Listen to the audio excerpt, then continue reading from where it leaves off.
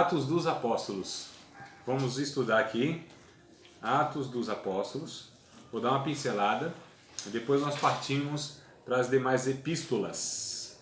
E aí talvez alguém possa perguntar: André, mas não é epístolas de Paulo que nós vamos estudar? Sim, epístolas de Paulo, né? Inclusive outras epístolas também. A gente vai tentar aqui abordar, dar uma pincelada, uma visão panorâmica das epístolas. O que são epístolas? São cartas, diferentes de livros, né? Evangelhos. São categorias de literatura diferentes. Então a gente tem livros históricos, tem livros poéticos, né? Tem os proféticos, tem a questão da escatologia. Então a gente já entendeu que existem essas diferenças quando a gente estuda a Bíblia no sentido literário e na categoria, vamos colocar assim, dos livros. Então Atos dos Apóstolos, embora seja considerado o único livro histórico do Novo Testamento, ou seja, ele narra as histórias, ele conta a história e a história da igreja. A gente sabe como nasceu a igreja, como que foi esse andamento. Aí me parece que 30, 40 anos, né, aborda esse período aí do Atos dos Apóstolos, história da igreja. Mas a gente não pode esquecer que foi direcionada a uma pessoa essa carta. Então quem escreve é Lucas, o médico amado, né? O mesmo que escreve o Evangelho de Lucas, e ele endereça esse evangelho dele a um certo Teófilo. Ó, excelentíssimo Teófilo. A gente lê lá o Lucas capítulo 1, verso 1, 2, 3, ali por ali. A gente percebe que ele direciona então esse livro, melhor dizendo, esse evangelho de Lucas, né, a uma pessoa que é o Teófilo. E Atos dos Apóstolos também ele escreve para essa pessoa que é o mesmo Teófilo. Me parece agora, né, pelo menos é a opinião de quase todos os teólogos, estudiosos da Bíblia, que agora ele se converteu, ou seja, ele abraça o cristianismo, o evangelho, a partir do relato de Lucas a respeito de Jesus no seu evangelho. Por que as pessoas dizem, por que os estudiosos dizem isso, né? Que é uma possibilidade.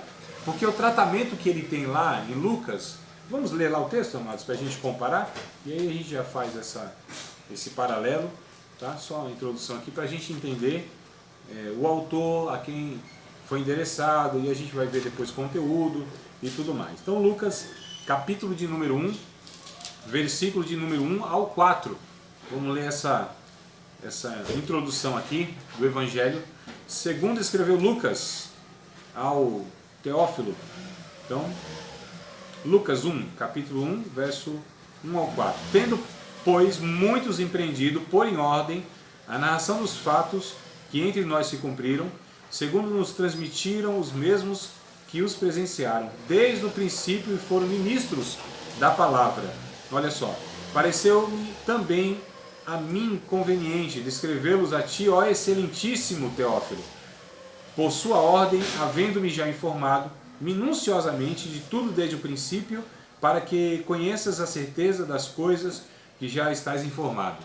Então, olha o tratamento que ele tem aqui, ó excelentíssimo Teófilo. Esse é um tratamento que se dá a pessoas importantes, como hoje, né? A um juiz meritíssimo, né? Então a gente usa esses termos aí para, inclusive, tratar essas pessoas socialmente, elas são distintas. Quando a gente vai para Atos dos Apóstolos, capítulo de número 1 também, né? Que é o início aí do livro, Atos dos Apóstolos, capítulo 1, o verso de número 1, olha que coisa interessante. Vamos ler aqui o 1 e o 2, né? Fiz o primeiro tratado, ó Teófilo. Olha só. Que tratado é esse que ele fala? O Lucas, o Evangelho de Lucas, né? Fiz o primeiro tratado, o primeiro livro, Foi Lucas. o primeiro escrito. Ele está falando então do primeiro que é o escrito de Lucas, né? Do Evangelho. E olha só, ó Teófilo, a mesma pessoa então que ele direciona a escrita, né? E aqui ele já não chama mais de ó excelentíssimo Teófilo. Teófilo, como se fosse uma pessoa íntima, um irmão, né? Uma pessoa que tivesse esse contato, já não mais no âmbito social, mas até mesmo na questão de amizade ou da família da fé. Então, por esses termos, a gente entende que possivelmente ele leu Lucas, né? O Evangelho, ele agora aceita, abraça o Evangelho, e aqui o Lucas está já tratando ele como irmão, Teófilo. Como deve ser entre nós, irmãos, da família da fé. Já tem alguns ensinamentos que a gente pode estar extraindo aqui. Então, esse é o tratamento que nós temos que ter entre nós. Independente de funções eclesiásticas, independente de quem seja a pessoa socialmente, né? De repente é um vereador, é uma autoridade, é um médico, é um delegado, é um juiz. Irmãos, no nosso convívio, né, de comunhão de fé, somos todos irmãos. Não há esse negócio, doutor, fulano de tal, não. No convívio comunitário da fé, na família da fé, irmão. Olha só. Não, eu tenho que apresentar na igreja como doutor, não sei o quê. Não, irmão. Irmão. É irmão. É irmão. Acabou. Esse é o maior título que nós recebemos entre nós, irmãos. Hebreus, o escritor de Hebreus, ele vai dizer que Jesus não se envergonha de nos chamar de irmãos. Olha que coisa linda. Então, né, a gente já percebe aqui a simplicidade do Evangelho. E ele direciona então Atos dos Apóstolos ao Teófilo. E Atos dos Apóstolos, então, é uma carta. Tá certo? É uma epístola também como as outras, porque é direcionada a uma pessoa, né? Não é só porque é direcionado a uma pessoa, porque ele escreve nesse tom de narrativa, mas direciona a pessoa. Porque a gente também tem as cartas pastorais, que são as três, 1ª, 2ª Timóteo e Tito, que é direcionado a uma pessoa, mas são pastores. Então a orientação já é na questão ministerial mesmo, pastoral, como que lida com o ministério, né? Então já são instruções específicas que Paulo dá. Aqui não, aqui o Lucas ele pretende então mostrar para o Teófilo, escrever para o Teófilo, tudo o que aconteceu no início, né, na morte, na ressurreição de Cristo, na ascensão de Cristo, no início da igreja, e essa história que abrange aí, como eu disse, 30, 35 a 40 anos aproximadamente. Então, Atos dos Apóstolos, irmãos, começa assim, o início da igreja, no capítulo de número 2, tão conhecido, né? Capítulo de número 2 de Atos. Começa então, aqui a igreja ela é iniciada. Quando começou a igreja, André? Quando Jesus morreu na cruz do Calvário? Não. Quando ele ressuscitou? Não. A igreja começa em Atos capítulo de número 2. Historicamente falando, Atos capítulo 2 é o início da igreja. Ali começa essa igreja onde o Espírito Santo é enviado e vai habitar então na vida de todos esses membros da igreja, né? Então, capítulo 2, verso 1 em diante, cumprindo-se o dia de Pentecostes, estavam todos reunidos no mesmo lugar, e de repente veio do céu um som, como de um vento veemente e impetuoso, e encheu toda a casa em que estavam assentados. E foram vistas por eles línguas repartidas como que de fogo, as quais pousaram sobre cada um deles, e todos foram cheios do Espírito Santo, e começaram a falar em outras línguas, conforme o Espírito Santo lhes concedia que falassem. E em Jerusalém estavam habitando judeus, varões religiosos de todas as nações. Prestem atenção nos termos, irmãos. Até se vocês quiserem grifar alguma coisa que vão achando interessante, façam isso. Dando uma pausazinha aqui, tá? Dando uma pausazinha. Irmãos, a gente estuda a Bíblia, lê a Bíblia. Aquilo que você acha interessante, grifa, pega a caneta, circula, grifa, pega um marca-texto, põe lá o trem, faz a anotação do lado, né? A gente precisa fazer isso. A gente vai memorizando, gravando e tem mais um benefício. Fica registrado aqui, ó. Então, aqui nessa folha não tem nem tanto, né? Só tem uma pequena anotação aqui, ó. Mas tem.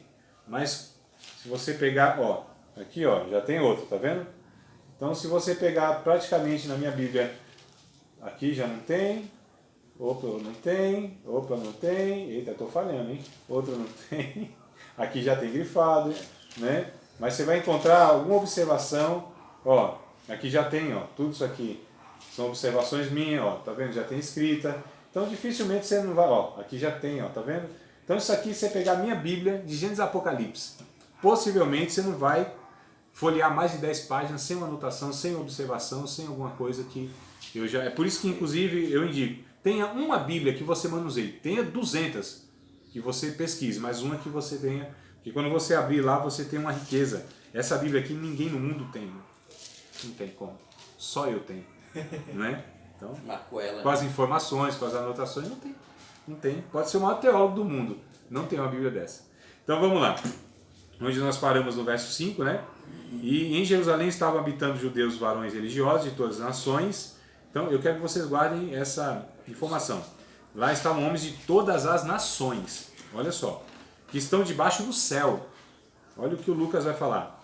E correndo aquela voz, ajuntou-se uma multidão e estava confusa, porque cada um os ouvia falar na sua própria língua. Olha que coisa interessante.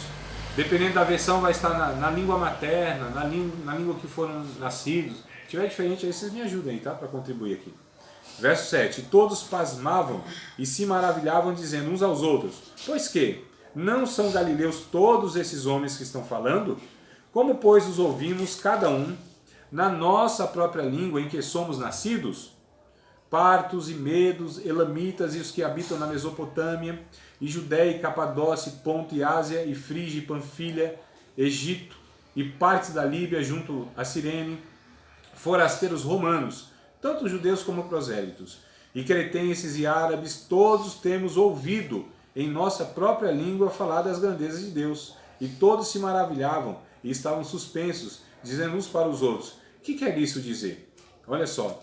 E outros zombavam, diziam: estão cheios de mosto, cheio de vinho, né? Estão embriagados. Amados, o que eu quero fazer observação então nesse princípio aqui? Bom, lá no cenáculo, né? Lá no cenáculo, estavam reunidos lá, mais ou menos 120 pessoas, é o que a Bíblia vai dizer. O que é um cenáculo? Alguns pensam que é o templo. Então, lógico, a gente não sabe exatamente, todos vocês, as informações têm, então eu preciso, né, ir trazendo algumas aqui que eu entendo que talvez um ou outro não saiba. O cenáculo, irmão, não é um templo. O cenáculo, inclusive, lembra de Jesus, quando foi celebrar a ceia, que ele disse para os seus discípulos: olha, vocês sigam aí um rapaz que tem um cântaro na cabeça, né, ele vai entrar num cenáculo mobiliado, então vai lá que o negócio está preparado e a gente vai celebrar a ceia lá. O que é um cenáculo? Esse cenáculo mobiliado é um lugar, um cômodo de uma casa. No caso, Jesus estava mobiliado para a ceia, né? Aqui no caso, talvez não esteja, não tinha mobília nenhuma. Mas o cenáculo cabe 100 pessoas.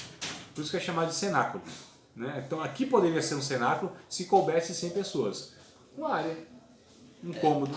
Então eles estavam lá, em uma casa, em um espaço que cabiam 100 pessoas. Quantos tinham? Quase 120. O negócio estava lotadinho, né? Passou até um pouquinho aí da lotação máxima. Então, irmãos, estavam no cenáculo reunidos porque Jesus disse, Lucas relata isso no capítulo 24 do Evangelho, né? Ele diz assim, Jesus disse: olha, ficai, pois, na cidade de Jerusalém até que do alto sejais revestidos de poder. Então eles ficaram lá, orando. Nesse espaço, então, da morte, ressurreição e ascensão de Jesus. Então Jesus ascende ao céu, ele sobe aos céus. E ele diz: vão para lá, vocês vão ser revestidos de poder. E aí acontece então, né, aqui no capítulo 2, que esse poder vem, que é a vinda do Espírito Santo, revestindo então esses quase 120 discípulos. Então, tinham 500, irmãos, quando Jesus ressuscita. 1 Coríntios capítulo 15, Paulo vai dizer: 500 pessoas viram Jesus ressurreto. Caminharam com Jesus um espaço aproximadamente de 40 dias. E aqui no capítulo 2, cumprindo-se o dia de Pentecostes. Então o dia de Pentecostes contava, a partir da Páscoa, 7 semanas. 7 semanas vão dar o quê? 49 dias. No dia seguinte, era chamada então a festa de Pentecostes, a festa das colheitas. E aqui há uma grande colheita de almas para o reino de Deus. São essas 3 mil pessoas que a gente vai ver no capítulo seguinte. Então aqui, 50 dias depois, então Jesus morre, ressuscita, espaço de quase 40 dias, 500 pessoas o acompanham. Só que essas 500, só 120 perseveram e vão lá buscar a presença de Deus que ele tinha ordenado. Né? E cadê as outras quase 400 pessoas? Então deixaram ainda, não perseveraram. Mas esses que perseveraram, então, receberam aí a promessa da vinda do Espírito Santo sobre a vida deles. Homens de todas as nações. Aqui mais ou menos, irmãos, tem 16 nações relatadas aqui. Né? Que possivelmente, de fato, eram as 16 nações que existiam na época. Todos os representantes estavam aqui, por conta dessas festas anuais que tinham do Pentecostes, né? Então tinha a festa da Páscoa, das cabanas e da colheita. As 3 festas principais.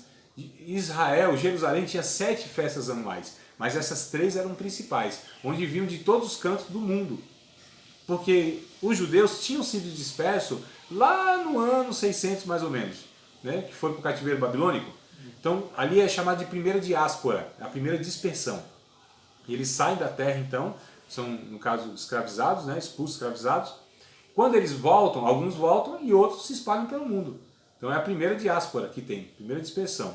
Então tinham judeus aí em vários cantos do mundo, mas nas festas eles vinham, né, para Jerusalém, e aí a gente já está falando de centenas de, alguns séculos, né, passando, então tinha judeus aí espalhados por todo mundo. Então eles vieram, prosélitos, que eram aqueles que aderiram ao judaísmo, né, naquela época já tinha essa questão, né, ainda, porque assim, o judeu era quem? Quem nascia lá em Jerusalém, mas que pertencia também à linhagem, né, às tribos lá. Mas quem quisesse, no caso, participar dessa nação, quem quisesse servir a esse Deus Israel, então tinha que ter lá a circuncisão, né, tinha que guardar todas aquelas regras judaicas, então era um prosélito. Prosélito, então, é um religioso que adentra no judaísmo, irmãos. Olha só. O judaísmo não é sinônimo de servir a Deus. É uma religião que foi criada, olha só, pelo povo de Israel. Muitas coisas Deus nunca ordenou e aí criou-se essa religião. Qualquer semelhança não é mera coincidência. É isso que a gente faz. Pega a proposta de Deus e aí transforma numa religião. Toda religião é inferior ao evangelho, irmãos. Olha só. Toda religião.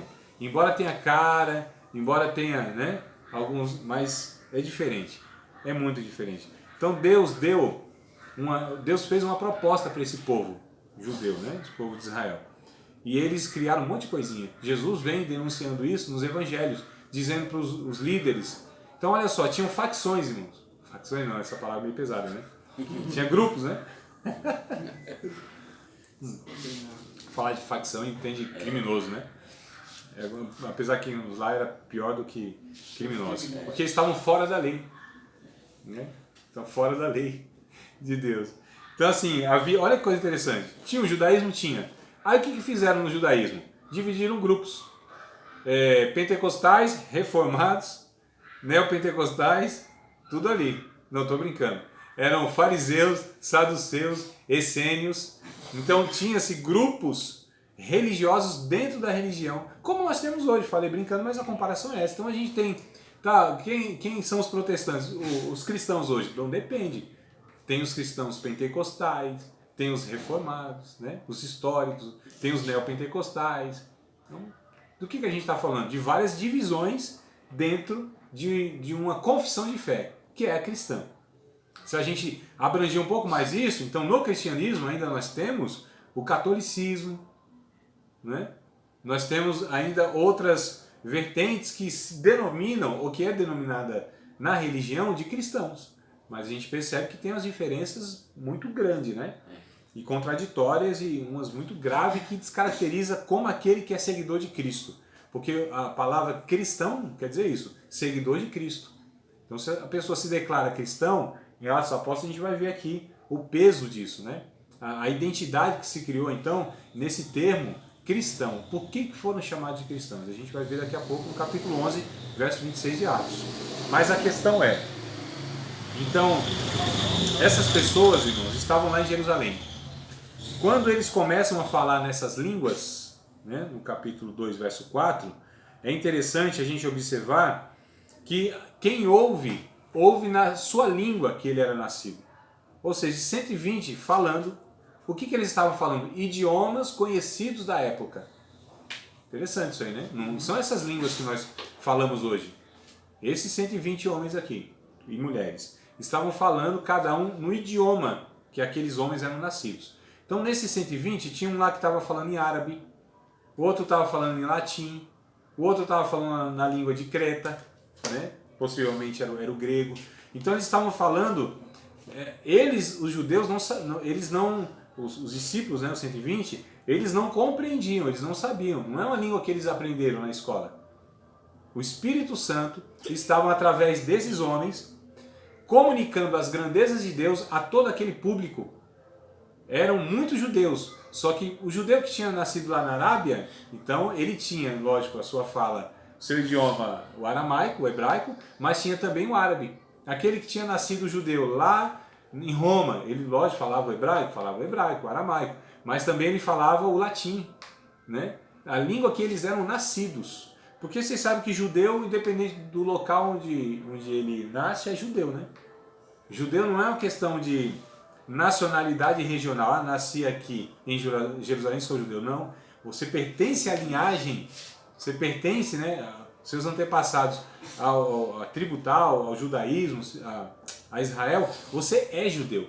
Judeu é uma identidade, irmão. Não é uma nacionalidade. Então, se eu nasci no Brasil, sou brasileiro. Ah, meus pais eram italianos, sou brasileiro. Né? Posso até aprender um idioma da Itália, mas eu sou brasileiro. O judeu, onde ele nascer, ele é judeu. Nasceu em Tel Aviv? Não, lá já é mesmo, né? Israel? Não, lá já é mesmo. Achei que era só em Jerusalém. Não. Nasceu em Israel. A nacionalidade dele não perde, né? Não perde. Não perde. Não é nem questão de nacionalidade, é uma identidade muito forte. Muito forte. A cultura é ensinada. Ele pode nascer na China. Ele vai ser ensinado na cultura judaica. Entende isso?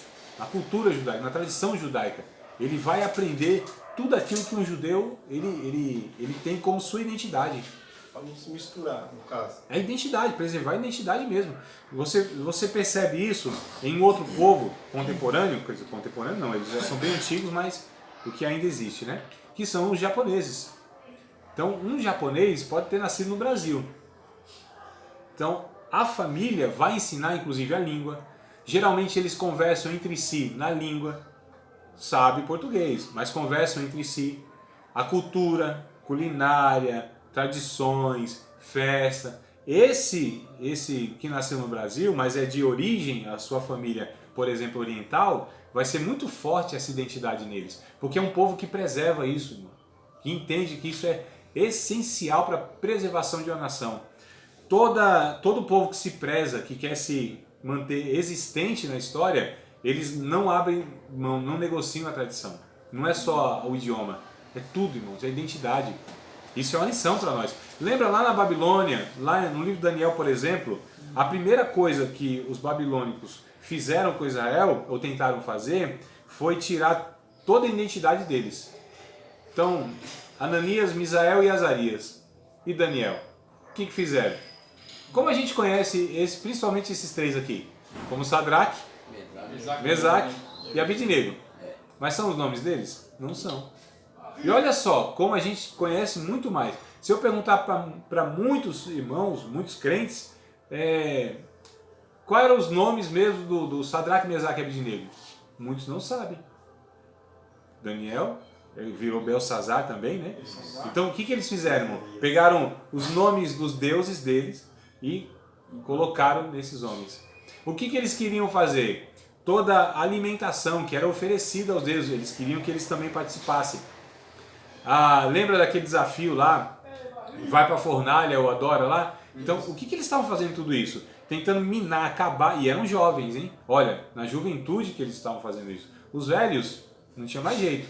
Os velhos vão morrer, vai seguir a sua vida, a tradição está lá arraigada. Agora os jovens, essa geração, eles já iam minando para que as outras gerações elas pudessem já esquecer, né, da sua cultura, das suas origens, das suas raízes e agora se tornar aí com... Irmãos, hoje não é diferente.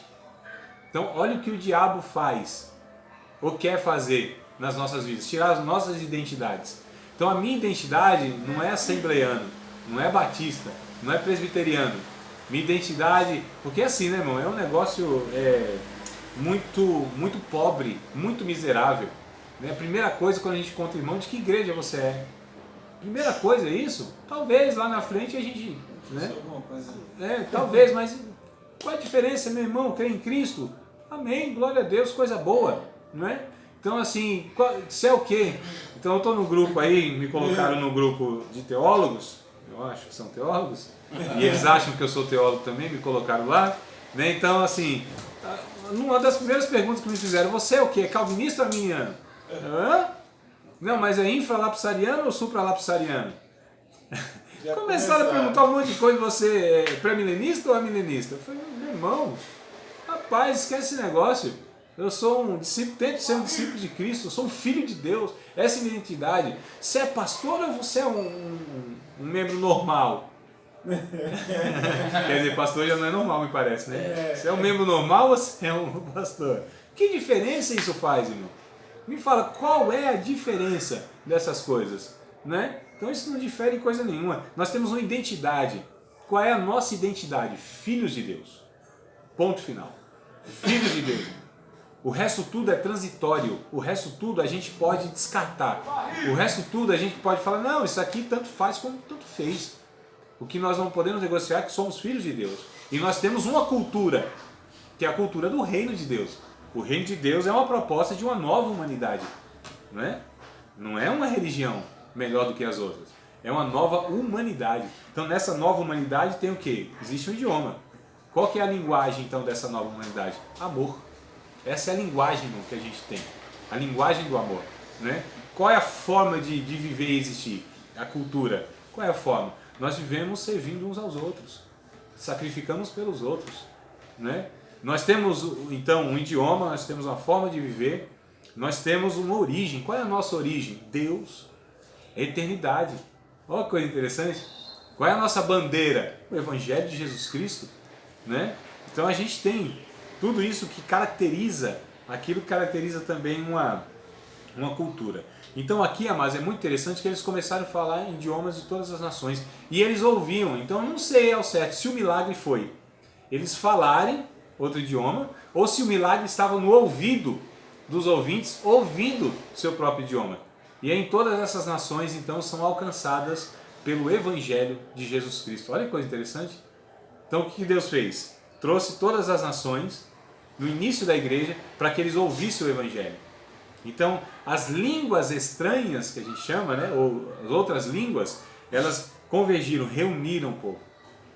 A gente faz um paralelo lá com Gênesis capítulo 10, onde a divisão das línguas espalharam o povo.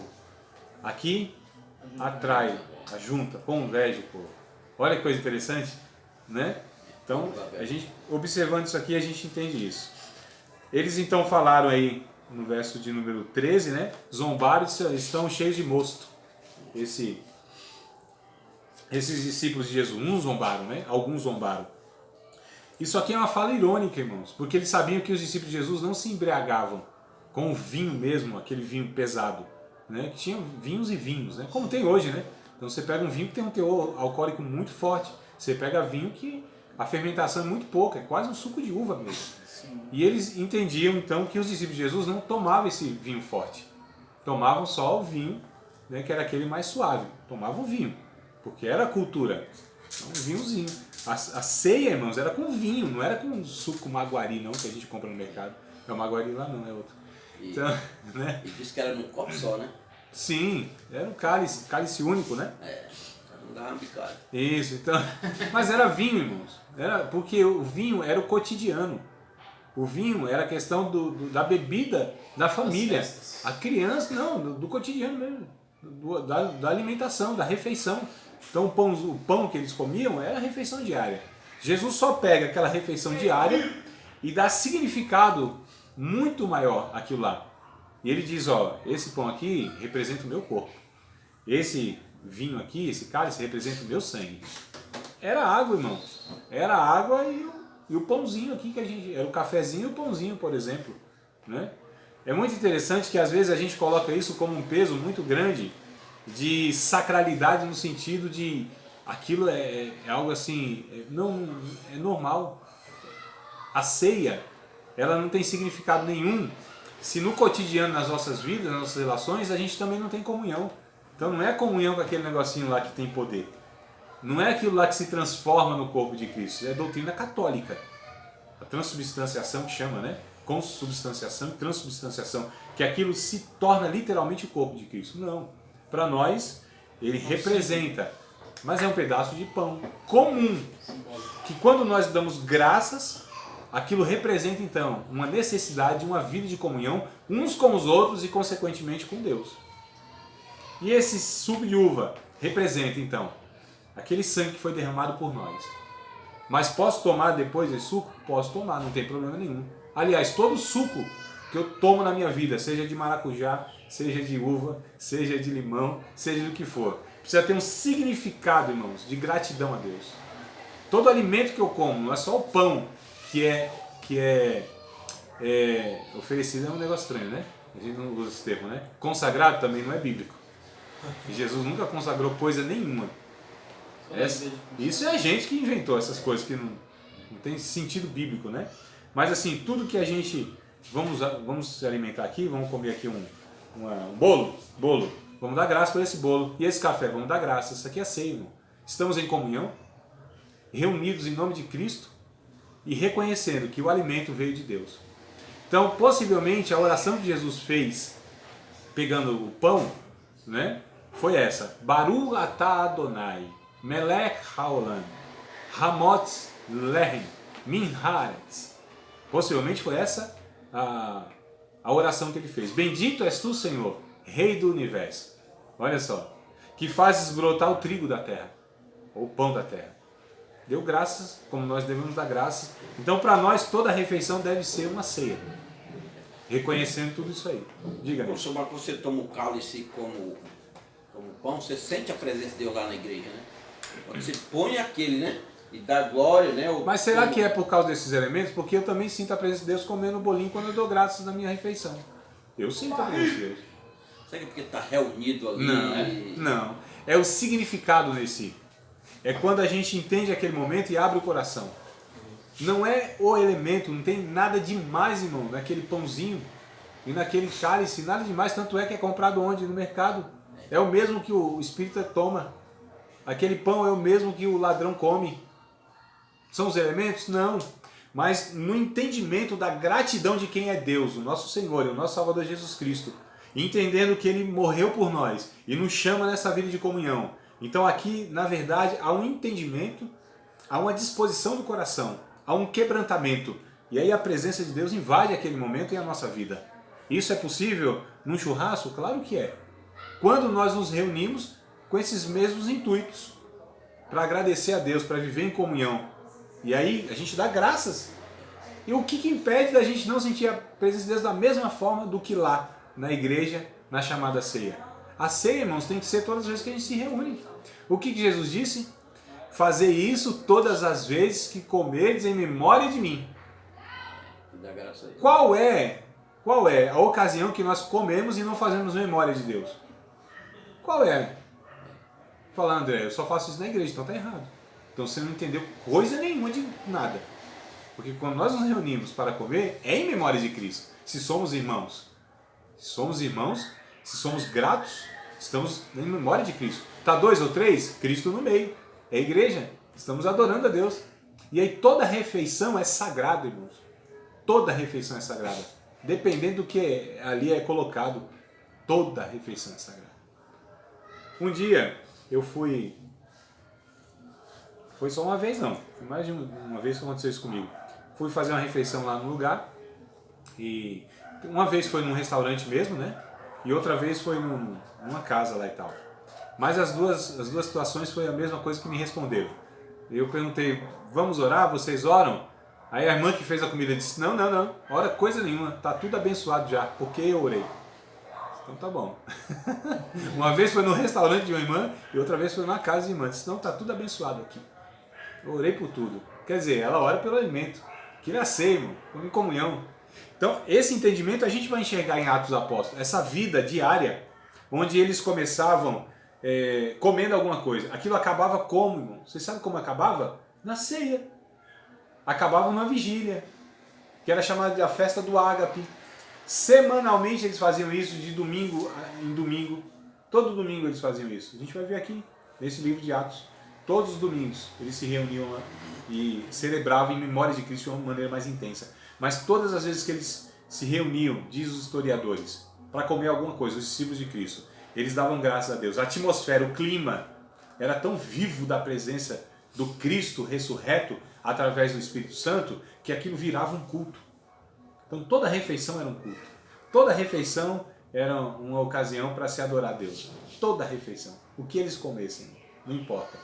É interessante que entre os índios aqui no Brasil, o que se faz na ceia, os índios cristãos eu estou falando, tá? Os índios, discípulos de Cristo. Que vocês sabem que tem índios discípulos de Cristo, né?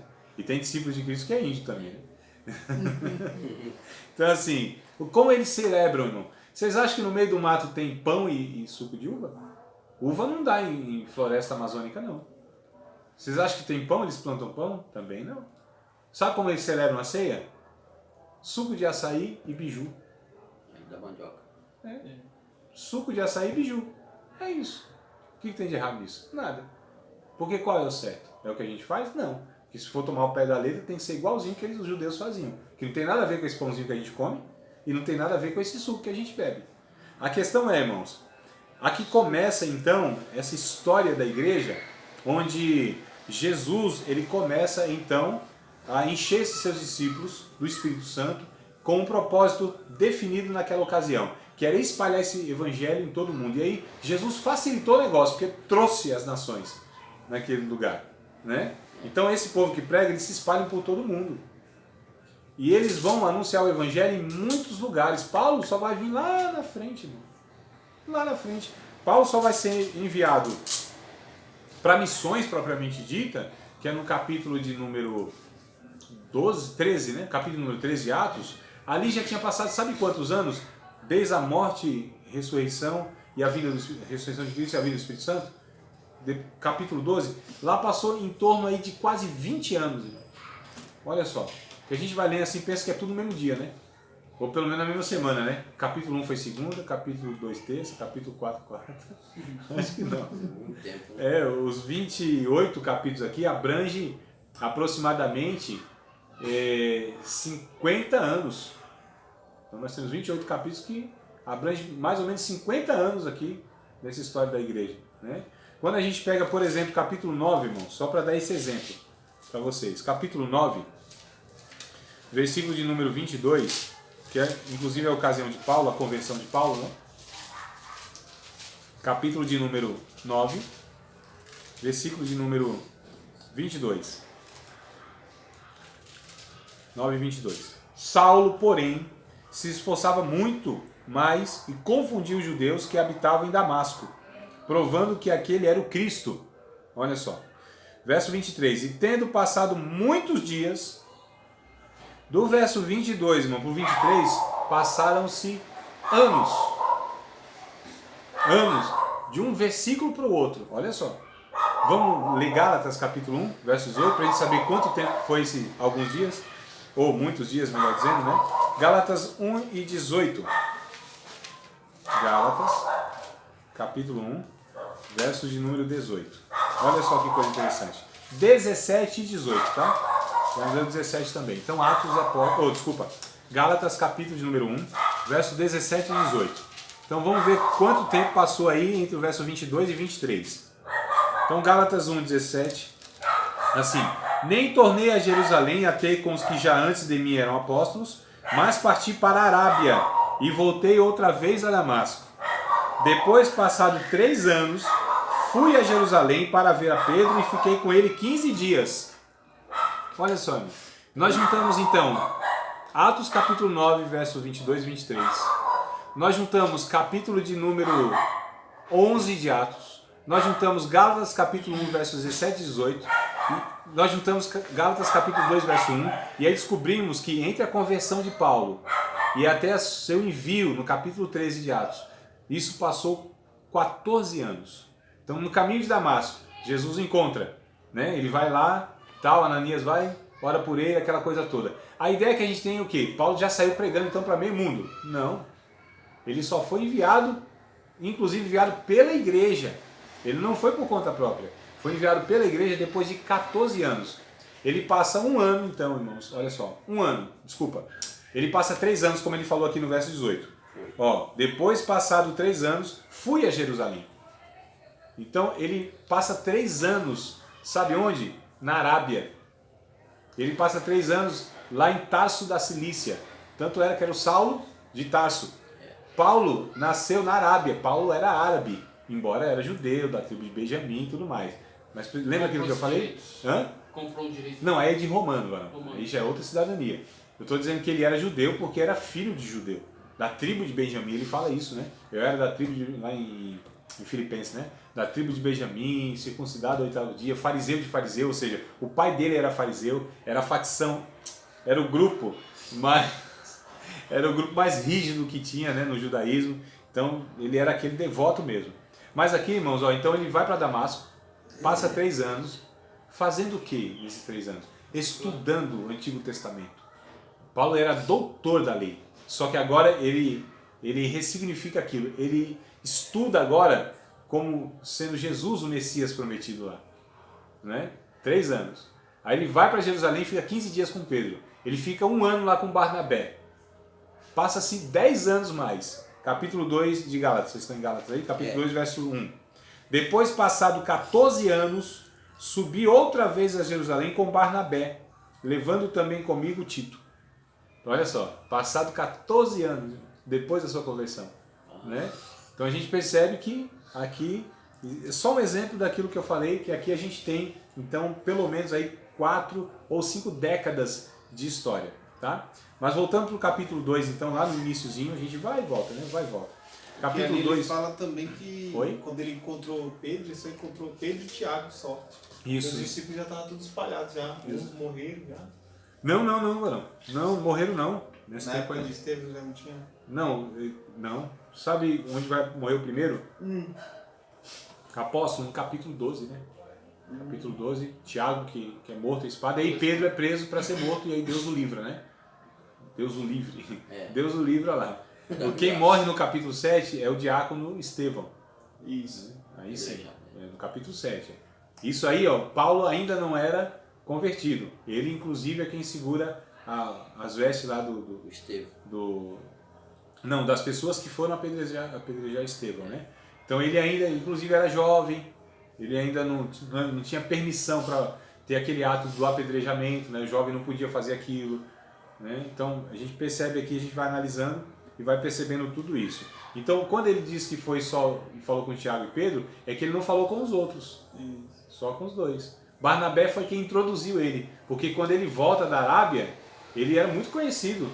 E aí os discípulos não quiseram receber. Ele falou, não, esse aqui não. Ficou com medo. Dá O certo, Ananias não quis, que Deus falou direto para ele, vai lá. Ele falou, não, senhor, eu tenho ouvido que esse homem tem matado muitos irmãos aqui.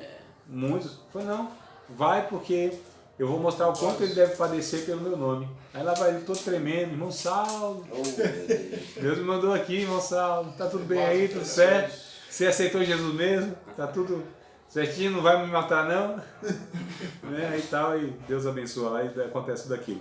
Então, irmão, voltando no capítulo 2, verso 14, né? Então o Espírito Santo vem, ali é o início histórico da igreja, e esses homens então falam nesses idiomas, nessas línguas. Muitas pessoas ouvem as grandezas de Deus, não sabemos o que exatamente, mas a respeito de Deus, seus feitos. E aí Pedro agora, pondo-se em pé com os 11, levantou a voz e disse, varões e irmãos, judeus, todos que habitam, olha só que coisa interessante, Jerusalém, seja visto notório, escutai as minhas palavras. Ele começa a falar, esses homens não estão embriagados, sendo essa a hora terceira do dia. Ô irmão, 9 horas da manhã já estava chapado? Não estava. Não estão. 9 horas da manhã esses homens não estão embriagados. Isso é o que foi dito. Então ele chama aqui, ó, os judeus e aqueles que conheciam o Antigo Testamento, a profecia de Joel, que diz que nos últimos dias, diz Deus, derramarei o meu espírito sobre toda a carne, vossos velhos profetizariam, vossos jovens teriam sonhos, né? Mais ou menos isso, você confunde aqui, mas a questão é essa, que era um cumprimento da profecia do Joel capítulo 2. Olha que coisa interessante. E aí ele começa a falar, Pedro começa a falar, vocês que crucificaram Jesus, aquele que Deus enviou, varão, né, com bom testemunho, só fez o bem, aquela coisa toda. E aí no verso 37, então esses homens que ouvem, né, 3.000 homens ouvem essa mensagem de Pedro. Olha só, Pedro prega uma mensagem e 3.000 homens se convertem. Hoje a gente prega 3.000 mensagens e um se converte, olha lá, né?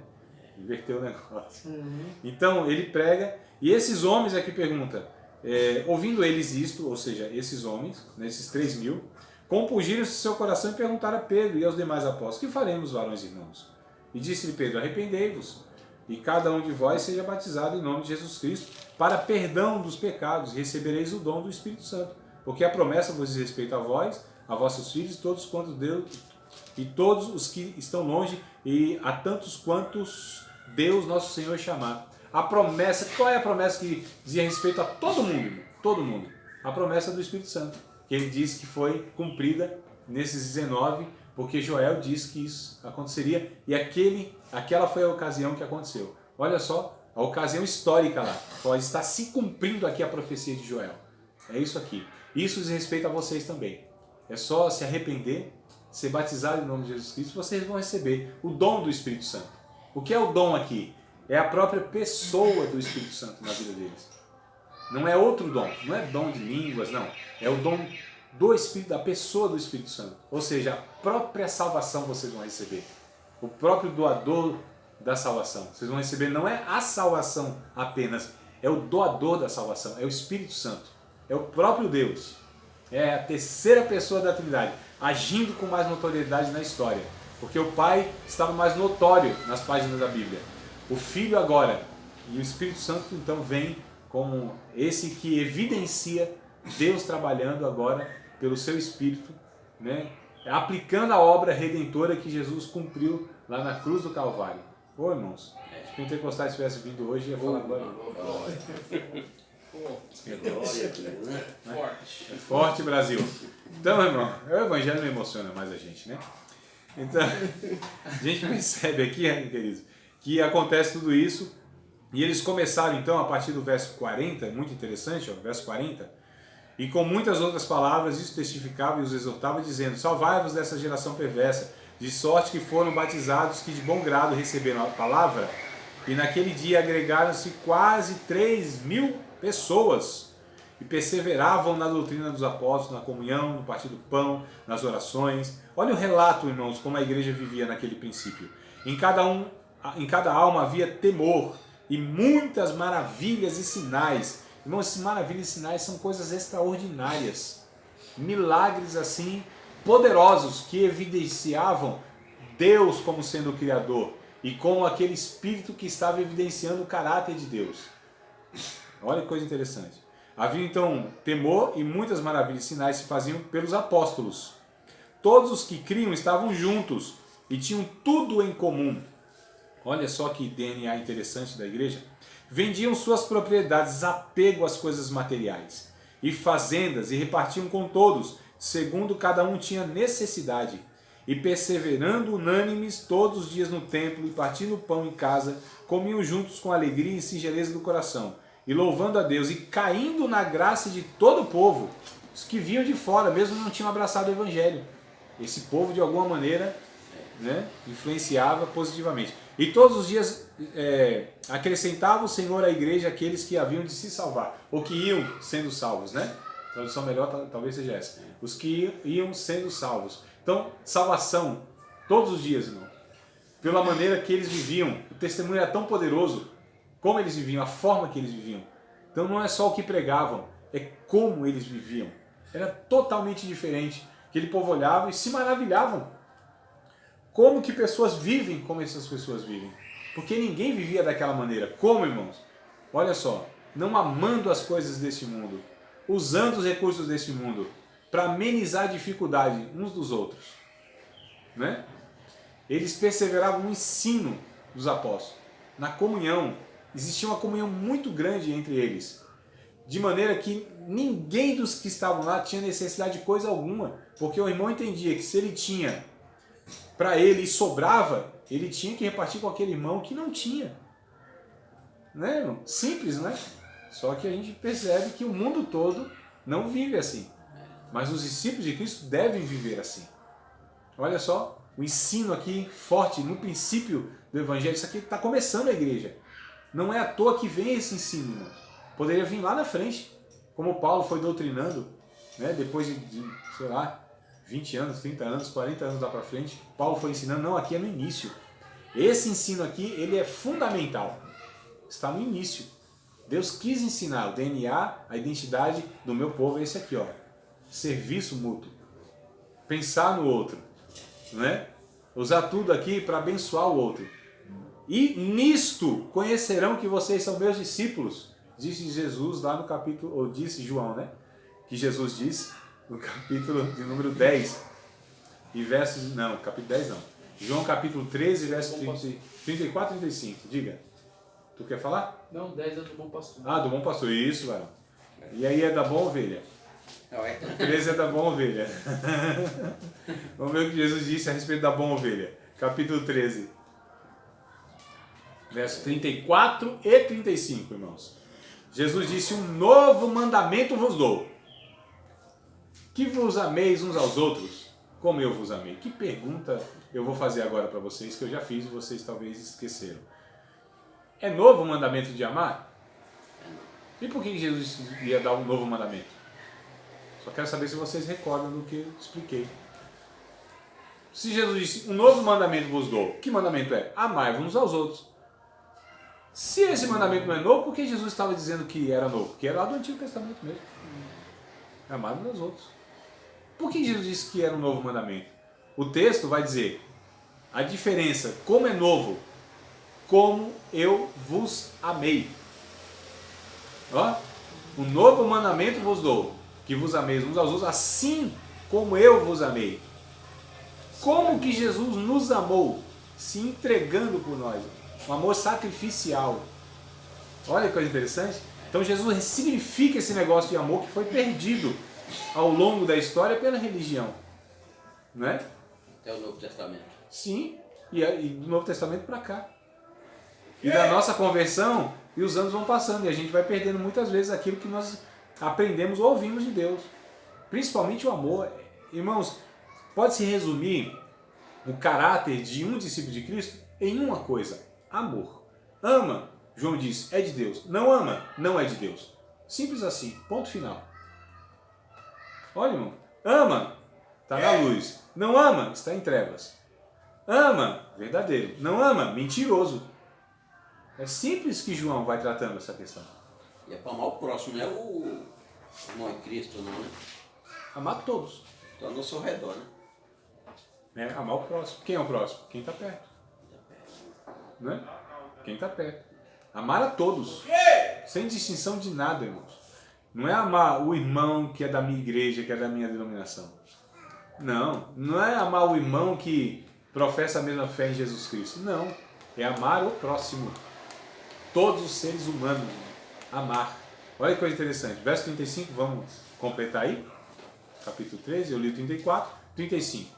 Nisto conhecerão que vocês são meus discípulos. No que vão conhecer? Qual que é a marca principal? Qual é a marca que evidencia, irmãos, um discípulo de Cristo? Porque ele não tem mais na sua casa, porque ele frequenta a igreja evangélica, porque ele conhece a sã doutrina, porque não toma mais cachaça, porque não trai mais a mulher, porque não usa mais droga, porque não mente mais. Não, irmãos. Nisto conhecerão que vocês são meus discípulos, se amar uns aos outros. Qual livro que é qual? É o mesmo que nós estávamos, João capítulo 13. Isso, a gente estava lendo 34, não estava? O que aconteceu aí? Vocês não estavam. Estou entregando o pecado de vocês aí. Em vez de ficar me acompanhando na leitura, estava lendo outra coisa. Tá. Tu está perdoado. Não, tu já está justificado. Os outros estão perdoados. O novo mandamento vos dou. Que vos ameis uns aos outros, assim como eu vos amei. Nisso conhecerão que vocês são meus discípulos, se vos amares uns aos outros. Aí eu não completei. Então a marca, irmãos, a marca do discípulo de Cristo é amor. Gálatas capítulo 5, verso 22, lembram do texto? Vocês não lembram, não? Rapaz, lembra aí? Faça uma forcinha na mente. O fruto do Espírito qual é? Longanimidade, temperança, gozo, paz. Vamos aprender na ordem, porque a ordem dos tratores altera o viaduto. Vamos aprender na ordem, irmão. Tem um significado isso, tem um porquê isso. Aprenda na ordem. Memorizem na ordem esse negócio. Né? Memorizem. É igual a gente ouve às vezes, alguém lê Romanos capítulo 12, verso 1 e 2, né? Diz que a vontade de Deus é perfeita, é agradável, é boa. Não. Tem as etapas. Ela é boa, ela é agradável e ela é perfeita. Né? Aí é a mesma coisa, irmão. Então o fruto do Espírito é amor, gozo, paz, temperança, longanimidade. É isso? Não, Jefferson. Aí não, não me complica não. Caridade, gozo, Isso, paz. então vamos lá. Amor, gozo, paz, longanimidade, benignidade, bondade, fé, fidelidade ou fé, mansidão temperança. e domínio próprio, ou temperança. Essa é a ordem. Amor, gozo e paz. Isso diz respeito a quem? A Deus. Eu amo Deus, eu me alegro, me regozijo naquilo que provém de Deus e eu tenho paz com Deus. Então, esse 3 gomos da mexerica, o fruto é um só, né? Isso aqui são os gomos. Diz respeito a Deus. Diz respeito agora ao próximo. O que é? Bondade, benignidade, bondade. Me ajuda aí, mano. Benignidade, bondade e fé. E fidelidade. Isso diz respeito ao próximo. Eu sou bondoso para com o próximo, benigno para com o próximo e leal ao próximo. Fidedigno. Agora vai dizer respeito a mim, que é os 3 últimos. Fé, mansidão e temperança. Não, calma aí, tu pulou algum, mano. Amor, gozo e paz, são 3. Depois de amor, gozo, depois de paz vem o quê? Longanimidade. Tu não leu longanimidade? Leu? Longanimidade, bondade e benignidade? Então tá bom. Então eu sou longânimo para com o próximo, paciente para com o próximo, eu sou benigno e eu sou bondoso em relação ao próximo. Agora, fidelidade, mansidão e domínio próprio, temperança. Isso diz respeito a mim. Andar, né, leal, um caráter fidedigno a Deus. Mas isso diz respeito a mim. Mansidão, onde eu controlo. Domínio próprio, né? Temperança. Isso também diz respeito ao controle. Então a gente percebe aqui que tudo isso podia ser resumido em uma palavra. O fruto do Espírito é amor. Ponto final. Ou colocava amor, 2 pontos. Entendeu? Então amor, irmão, é o que caracteriza a gente. Quem é salvo? Quem ama. Quem não é salvo? Quem não ama. Qual que é o termômetro da espiritualidade? Não, esse irmão esse é espiritual. Eu duvido que alguém fale assim, é porque ele ama. Não, isso é espiritual. Não ora. Nossa, você tem que ver como Deus usa na profecia, hein? Rapaz, prega demais. Pensa no cara que manja. Meu Deus, assim, o cara abre a boca e Deus faz. Estende as mãos e Deus cura. É um negócio impressionante. Esse é espiritual. Se abstém do pecado. Tem uma vida santa. Rapaz, isso aqui, olha, de noite na igreja. Vida dedicada a si mesmo na obra. É espiritual. A gente coloca essas coisas. Ou eu estou exagerando ou eu estou errando, irmão? Estou errando, me ajudem aí. É assim, não é? É assim, né? Dificilmente falar assim, não, esse aqui é espiritual, porque ama. O cara não fala uma linguazinha estranha, não entende quase nada de Bíblia, não prega, não cura ninguém, né? Não tem esse poder do evangelista, de levar muitas pessoas a Cristo. Cara assim, não tem oportunidade, não toca instrumento nenhum, é difícil na comunicação, não é um cara dinâmico, mas está lá, ama. Aí o que a gente considera quem é espiritual? Quem faz tudo isso, mas muitas vezes não ama. Percebe que a gente está errando aí no critério? E Atos dos Apóstolos aqui vai mostrar, no início da igreja, que esse povo amava, primeiro, uns aos outros, consequentemente, os outros.